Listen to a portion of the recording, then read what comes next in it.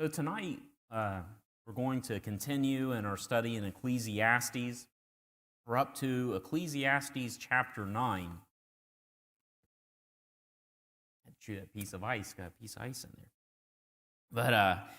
So what I think we're going to do, chapter 9, it's 18 verses here, so I'm going to do my best to read through without stopping and then get into my notes.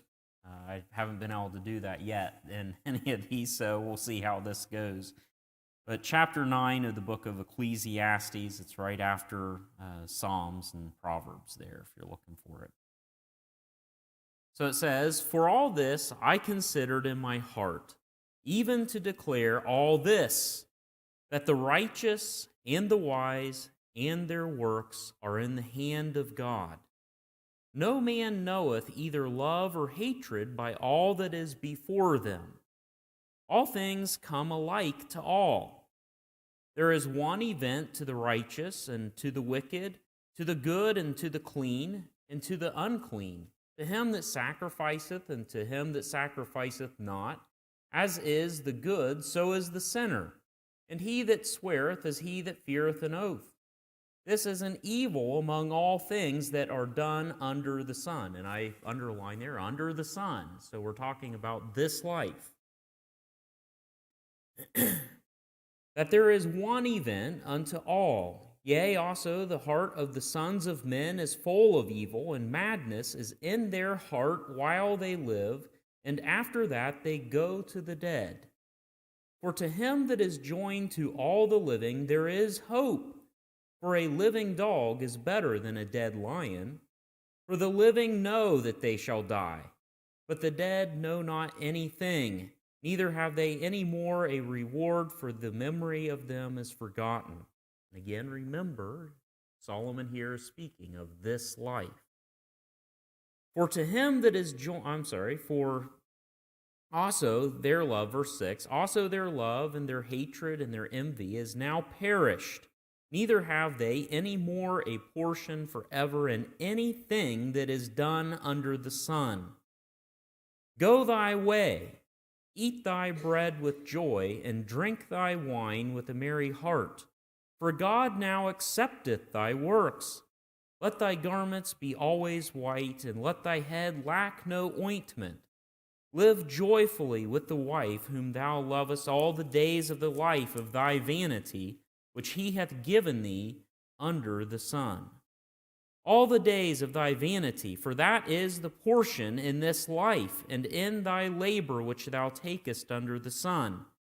Whatsoever thy hand findeth to do, do it with thy might, for there is no work, nor device, nor knowledge, nor wisdom in the grave whither thou goest." Next paragraph here. "So I returned, and I saw under the sun that the race is not to the swift, nor the battle to the strong, neither yet bread to the wise, nor yet riches to men of understanding, nor yet favor to men of skill. But time and chance happeneth to them all. For man also knoweth not his time, as the fishes that are taken in an evil net, and as the birds that are caught in the snare, so are the sons of men. They're snared in an evil time, when it falleth suddenly upon them. This wisdom have I seen also under the sun, and it seemed great to me. There was a little city." So now Solomon's telling a story here. "There was a little city, and a few men within it, and there came a great king against it, and besieged it, and built a great bulwarks against it. Now there was found in it a poor wise man, and he by his wisdom delivered the city. Yet no man remembered that same poor man. Then said I, Wisdom is better than strength. Nevertheless, the poor man's wisdom is despised, and his words are not heard. The words of wise men are heard in quiet more than the cry of him that ruleth among fools. Wisdom is better than weapons of war, but one sinner destroyeth much good." So just in the scheme of things, I guess if I were to preach this whole series again, maybe I wouldn't stick so much with just the chapters and how they're broken up in the Bible here. Because really, chapter 9 flows, chapter 9 flows from chapter 8. That thought is continued through chapter 10 and 11 until finally the conclusion in chapter 12. So I'm just going to pull out a couple things here in chapter 9. And here's what I kind of looked at here in chapter 9. There's so many little verses certainly you could take out, but I'm trying to look at chapter 9 kind of as a whole. And, many of us, especially with the turn of the new year here recently, you hear about people trying to improve their lives. You hear of people, they've decided that in their earthly pursuits here, they're either going to be eating less. Maybe that's some of us, that's me, I know. It hasn't worked so far. Eating less, maybe exercising more. You hear people, maybe they're going to smoke less, they're going to give more, they're going to start a habit, they're going to kick a habit. Our lives, they revolve around these works and actions. And these works and actions, they grow to really define us so that we say that that's a good person, they're doing good things. Bad people are over there, they're doing bad things. You have industrious people that will do a lot of things and lazy people who will do nothing. People, they pay a lot of money to life coaches and psychologists today to help them decide what things that they should do and how they should do them. But Solomon's thoughts here, they go to really the ultimate question, and that is, when it comes to the true meaning of life, will any of these earthly pursuits amount to a hill of beans in the end?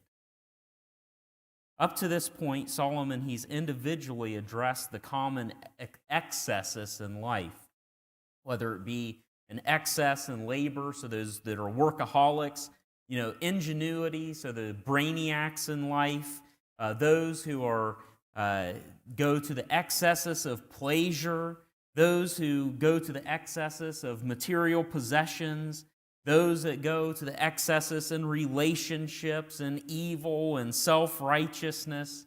And now he's going to dig a little bit deeper into why the pursuits of man fail to bring that satisfaction that we are all looking for in life. And keep in mind, I've pointed out a couple times, this is life under the sun. So he's not necessarily even considering life beyond. He has in some ways, but he's considering this life that we live day to day. If you read the book of Proverbs, it's a very practical book. It's speaking a lot of our day-to-day lives. And here we see Solomon, he's digging into that. Why are people unsatisfied and unfulfilled in their lives? And in chapter 9 here, we can see at least 5 key reasons why the pursuit of the lust of our eyes, the lust of our flesh, and the pride of life is doomed ultimately to failure. It's not going to bring the satisfaction and the meaning in life that we think. And certainly we see people that are in the pursuit of all of these things that Solomon talked about from a day-to-day basis, and uniformly they're pretty miserable. Especially in this day and age, without Jesus Christ, we're going to be miserable. So the first thing I'd like to look at here is the reason that people don't get any pleasure, any lasting pleasure out of these pursuits is, number one, is that we do not know the course of our lives, and ultimately we do not direct the course of our lives. I've heard many people that they make a plan. Actually, I'm one of those people. I made a plan early on in my life. I resolved that things were going to be a certain way. And by 25, I remember I told my wife, I said by 25, I was going to be married. I was going to have a job making about $300,000 a year. and I was going to live in a $750,000 house. Literally, I had all those things: 2.5 kids, married 2.5. Did I say 2.5 kids? That was the other thing. 2.5 kids. Well, that did not happen, and that brought a lot of despair in my life. I got to 25, I had not accomplished those things. I got to 30, I had not accomplished those things. And really by about 32, I was just in utter despair. I had a good job. I had a lot of the things in life that I could want, but I was not saved. I didn't have Jesus. And you know what? I was despairing at that time because I had set a course for my life, but ultimately found out that I did not direct that course in my life. In verse 1 here, Solomon, he says that no man knoweth either love or hatred by all that is before them. So we often look at our own lives and we complain about all of our troubles and all of our trials. And from our narrow, close-up view of life, it feels like God must hate us as much as he loves us. And I even find, even today, even being saved, I often find myself saying, boy, this life is surely full of a lot of disappointments. And I hear people chuckling. I hear some amens on that too, because this life is certainly full of disappointments. But experience has shown us that we are foolish, though, to rely on today's assessment of our life, as we often find that those things that were evil to us at one point in time initially turn out to our good later on in life. I remember watching a guy that I worked with at work, and I was decent friends with him, got to talk to him a lot, and he had a daughter that was a teenager and quite careless with her life and relationships. It wound up in a teenage pregnancy, and I remember watching just the stress and the strain that he went through. And, it actually ended up having a good ending, I guess, to it. She ended up coming to her senses, I guess. She married her high school sweetheart. The child, was born and raised in my friend and his wife's house, and this is just the son that he always wanted. He had 3 daughters, and this was just the son he always wanted. And the Lord turned that situation really into a situation that was much brighter than maybe he had imagined initially. And so certainly, things don't always turn out just the way that we think that they're going to. Also, I put in the example there of Fanny Crosby. Famous hymn writer, wrote thousands of hymns, but yet she was blind. I believe she is blind from birth or an early age, and yet she didn't despair in that. It didn't keep her down. She wrote many hymns, and she marveled that really the first face that she would ever see would be the face of God. So there's things that in life may seem bad, but in the end are good. I think if Fanny Crosby had had her sight, I wonder if we would ever know her name. She would have probably went on and done many of the things that young women in that day and age would have done. Number 2 is that life pursuits in this world are often tainted by evil. In verse 3 here it says, "Yea, also the heart of the sons of men is full of evil, and madness is in their heart while they live." And I was just thinking, how we've had an overdose on this fact here in the past year. I can think of one word here to describe our current day, and that is phony. Or perhaps, I guess, shallow would be another word. But there's so many things that on the surface it seems quite genuine. But when you look closely, you see that dark underbelly of that self-serving narcissism that comes forth. There's a lot of people that are very interested in my health these days, and your health, and everybody's health. And I get the feeling that maybe they're not so interested in my health after a while. They're probably interested in other things. And we can certainly see on social media, on YouTube, I just think of the example of there's a young man, he's supposedly helping homeless people, but the whole time he's doing it, they're filming it, and they're, click the subscribe button and the like button and the... Okay, if you're going to help the homeless, I have no problem with that. I encourage that. But, don't do it for men's applause. That's all you're going to receive. And, and in our spiritual life, in our Christian walk, we have to be careful, though, that we don't fall into this, that we do not allow these worldly attitudes into our spiritual life. I go back to the nation of Israel, and if you read there in the first chapter of Malachi, it's describing these Israelites who had the blessings of God. They had everything that they could want. They were in the promised land. They were well taken care of. But yet, when it came time to bring the sacrifice before God, they said, I got this lamb that's really nice. It meets all the qualifications, but I really don't want to take that one to the altar. But I got this one over here that's blind. Maybe I'll get that by the priest. Let me see what I can get by men. And they got it by men. The priest obviously sacrificed it, but God saw what they were doing and saw what was in their heart. So we have to be careful that taint of evil is not brought into our spiritual life. We see it enough in the world. We don't need it in our life and in the church. And I think of Isaiah there. He says that people, they drew near to God with their mouth, but they had removed their heart far, far from Him. And he said that really the fear and the respect that God received was only that which was taught of men.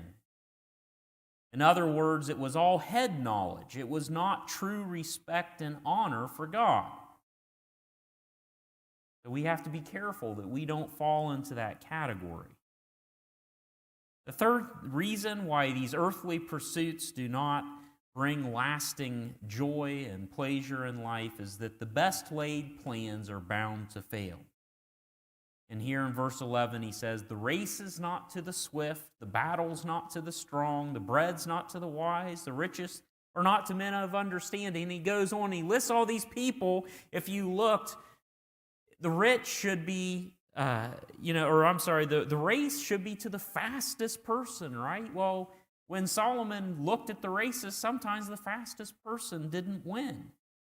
The strongest in battle didn't win. The wisest wasn't the one that was always well fed. So these men, they had well-laid plans, just like I was talking about. I had well-laid plans early on in life, but some of those plans are just bound to fail. So in other words, it really doesn't matter how naturally gifted you are, how much time you prepare.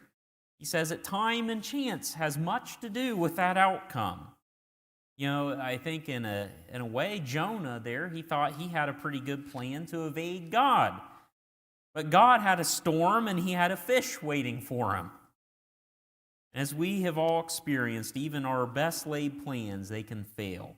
And yet somehow, some seeming disasters can even turn into beautiful success.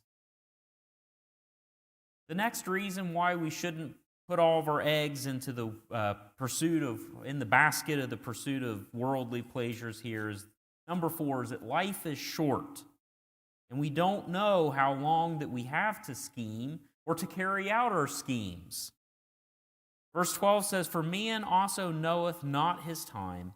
For as the fishes are taken in an evil net, and the birds are caught in the snare, so the sons of men are caught in an evil time, and it falls upon them suddenly.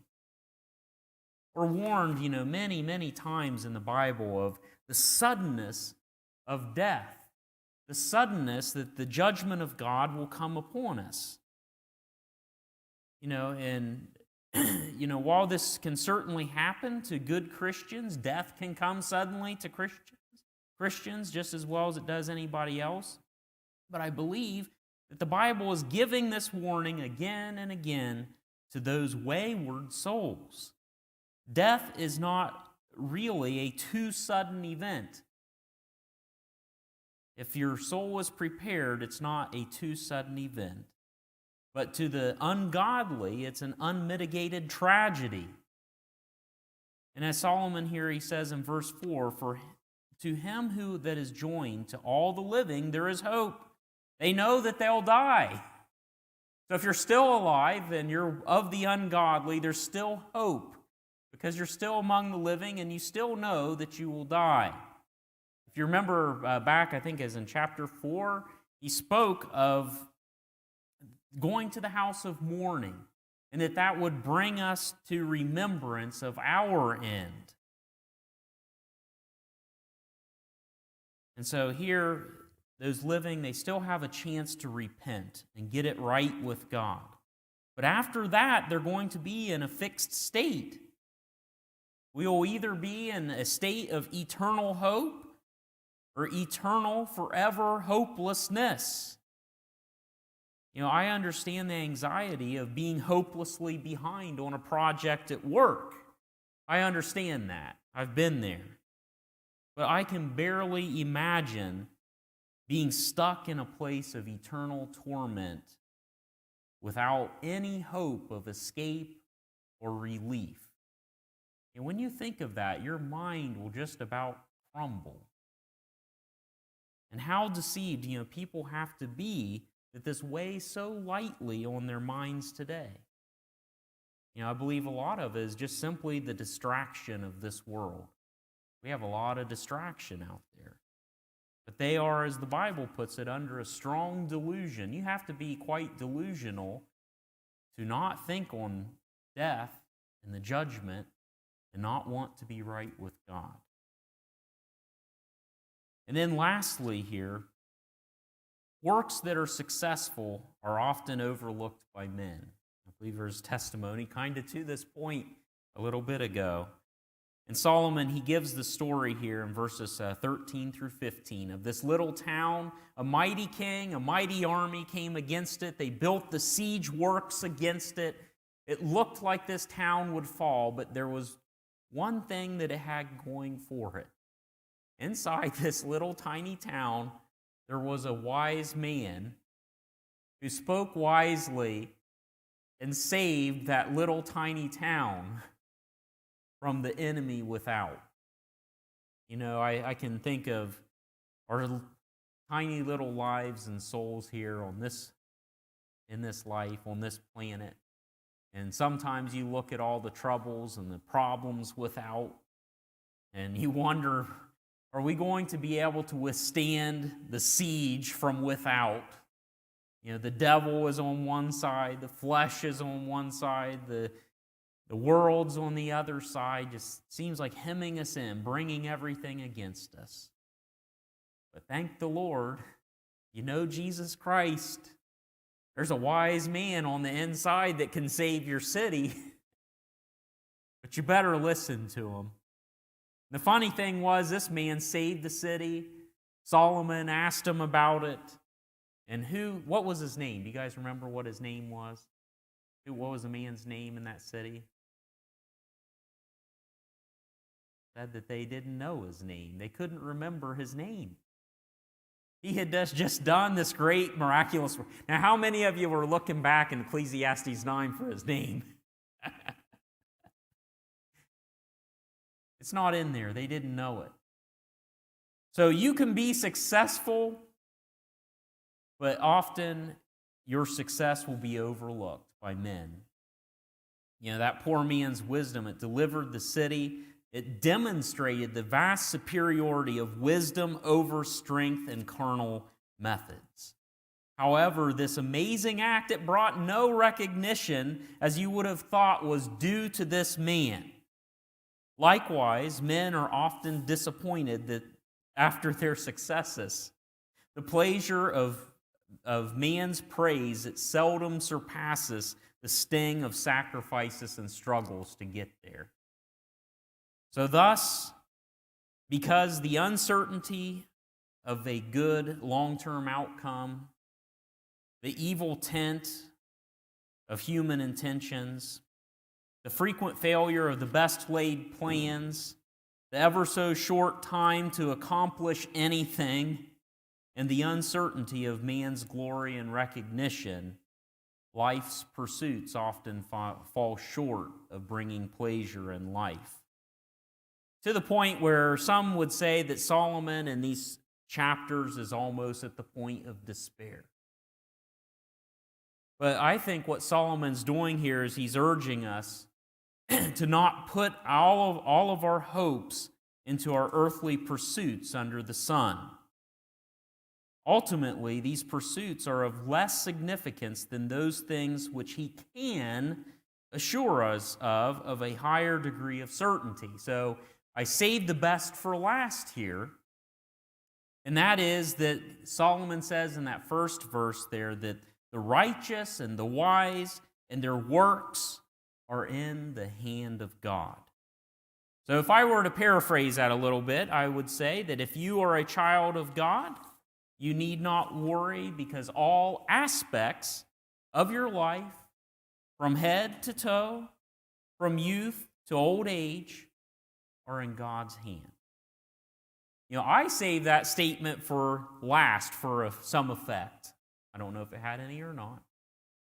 But I think Solomon, though, he put that first to allay the fear and depression that might set in when he was about to attack all of human endeavors. So sure, our endeavors under the sun may not bring us the peace, they may not bring us the happiness, the joy that we're looking for.